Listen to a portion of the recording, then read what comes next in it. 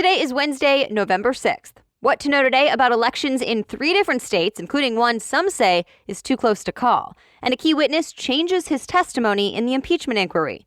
Plus, BrainEmbedded Tech to help with addiction, an NBA subscription option, and what happened when Microsoft tried 4-day work weeks. Welcome to the Newsworthy. All the day's news in less than 10 minutes. Fast, fair, fun, and on the go. I'm Erica Mandy. Thanks so much for being here. You ready? Let's do this. He changed his story. A top diplomat revised his testimony to Congress in the impeachment inquiry. We're talking about Gordon Sondland. He's the ambassador to the European Union. He made an adjustment to the transcripts of his testimony that were released yesterday. Sondland now says he told Ukrainian officials that they would likely not get the $400 million of U.S. military aid if they did not publicly commit to the investigations President Trump wanted to see. Sondland says he personally passed that message along from Trump's personal attorney, Rudy Giuliani, to Ukraine.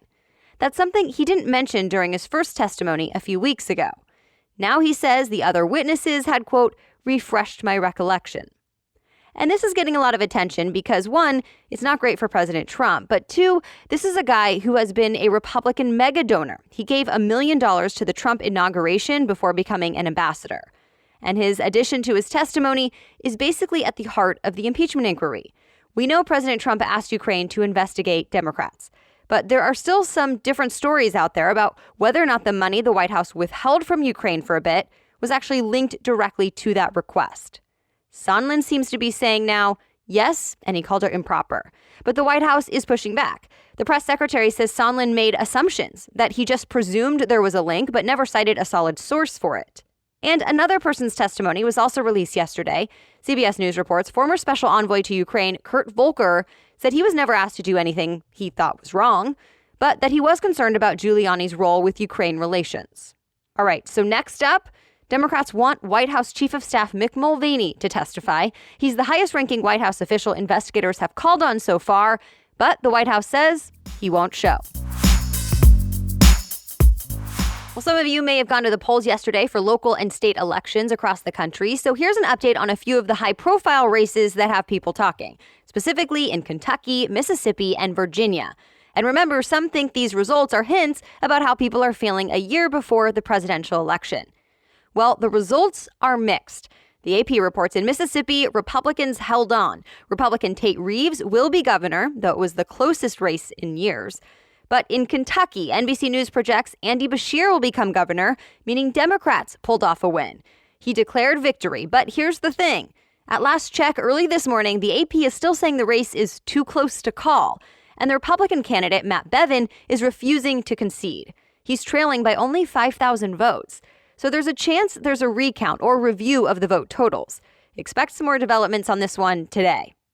Also in Virginia, Democrats are celebrating. The Washington Post reports Democrats flipped control of both the state Senate and House, getting majorities and control of state government for the first time in a generation. Some sad news to report about an attack on Americans in Mexico. ABC News reports 3 women and 6 children died. They were gunned down by drug cartels in northern Mexico, where there's been a gang turf war. 8 other children managed to escape and find help, but several of them were hurt. Relatives say all of them are U.S. citizens. Reuters reports they are members of a breakaway Mormon community that settled in northern Mexico's hills and plains. They were in 3 different SUVs, and Mexican officials think the gunmen may have mistaken them for rival gangs, but officials are still investigating. President Trump responded, offering to help Mexico wage war on cartels. Mexico's president, though, rejected it, saying, quote, the worst thing you can have is war. We're in a climate emergency. That's what more than 11,000 scientists from around the world are saying in a new report. Scientists have released a lot of reports about climate change, but this one is a little bit different. The Washington Post says this is the first time scientists have collectively come out in favor of labeling climate change as an emergency. And unlike others, they didn't really mince words about it. The report also laid out 6 policy recommendations, like replacing fossil fuels and even stabilizing population growth. For the first time, U.S. researchers are embedding technology in people's brains to fight opioid addiction. TechCrunch reports researchers in West Virginia are running the first clinical trial using a deep brain stimulation, or DBS, device for this reason. Here's how it works. An electrode is surgically implanted inside the brain. Then an external device sends electrical pulses to the chip to interrupt the patient's typical brain behavior, like cravings for a drug. It's supposed to eventually train the patient's brain to no longer want the drugs. Engadget says DBS technology is already FDA approved and used to treat Parkinson's disease, depressive disorders, and epilepsy. But it's still being tested for opioid addiction. If all goes well, it could eventually be used as a last resort treatment. All right, we have more news ahead, but first, let's take a quick break for today's sponsor. If you're ready to build healthier habits, but you want more support and accountability to actually do it this time, then check out Noom. Noom believes getting in shape is not just about losing weight, that it's also about feeling better and having the stamina to keep up with your busy life. And one thing I noticed is that Noom offers a lot of tools so you can use what's best for you. From a goal specialist that will message directly with you to one of the biggest and most accurate food databases available so you can track your meals. There are also things like personalized courses, since Noom is based in psychology to help teach why we do the things we do. And Noom only expects you to spend about 10 minutes on the app a day to help you see results. And Noom knows we're all human, so it's okay to go off track. There's no shaming. Even small steps can lead to big progress. So if you want to try it out, sign up for your trial at Noom.com/newsworthy. That's Noom, Noom.com/newsworthy to sign up for the free trial. Noom.com/newsworthy. Now back to the news. AT&T will pay $60 million to settle a case with the Federal Trade Commission, or FTC. Reuters reports AT&T allegedly lied to customers in the past about their ultimate data plans. Customers were charged for an unlimited plan, but if they went over a certain threshold, the carrier allegedly slowed down internet speeds. So unlimited didn't actually mean unlimited. Customers who signed up for that unlimited plan before the year 2011 will now get a partial refund. And this isn't the first time AT&T got in trouble for this. The Verge says the FCC fined the company $100 million in 2015 for something similar. At the time, it was the biggest fine in FCC history. Google Pidgeon is now available in more cities. That's a transit app which gives people real-time information about public transportation, including crowds and delays. CNET says Pidgeon was only available in New York before to help people with the city's complicated subway system, but now it's moving to 5 new cities: Boston, Chicago, Los Angeles, San Francisco, and Washington, D.C. Eventually, it could expand more or even be added to Google Maps.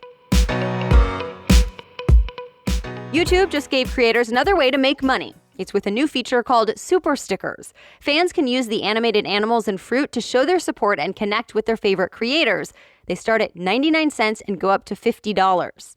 And new features may be coming to Twitter as well. The Verge says these haven't been officially announced, but a company executive teased them as possibilities. One of the new features would let you disable the retweet option on a tweet, which could help stop your tweet from spreading if you don't want it to. And a second feature would ban other users from mentioning you in a tweet without your permission.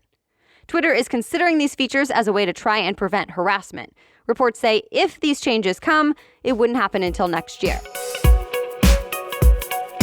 Well, pay attention, cord cutters, people without cable. The NBA just made its 24-hour basketball channel, NBA TV, available as a standalone streaming service, meaning you can now pay about $7 a month to get live basketball games, past programming, and original shows. CNN says more sports leagues and broadcasters are making efforts to expand on digital and reach more cord cutters. If you already pay for cable, though, you don't have to pay for this new subscription. And speaking of live TV, ABC just honored the 30th anniversary of the iconic Disney film The Little Mermaid with a live performance on TV last night. Ali'i Cravalho played Ariel and Queen Latifah was Ursula. So how did it go? Well, there are very mixed reviews on social media. Some fans said they loved it. Others were less impressed. In fact, a USA Today review called it an awkward failure. And that's it for the main news today, but it's now time for Work Wednesday, where we break down one interesting career or work-related news story every Wednesday. And today we're talking about 4-day work weeks, because the results are in from a big business running a recent trial. CNN reports Microsoft tried out 4-day work weeks in Japan over the summer, shutting down every Friday in August. As part of the trial program, Microsoft also made sure meetings would not last longer than 30 minutes. Well, the results are pretty promising. Even though the amount of time spent at work was cut down, Microsoft says productivity actually went up by nearly 40% compared to the same time last year. The company also saved by using fewer resources like electricity during the days off. All right, thank you so much for listening today. As always, you can read more about the news stories we talked about in today's show notes. Just click episodes on thenewsworthy.com to see all the links and sources. The Newsworthy is here for you to listen every weekday by 4 in the morning. I'll be back with more news tomorrow. Have a great day.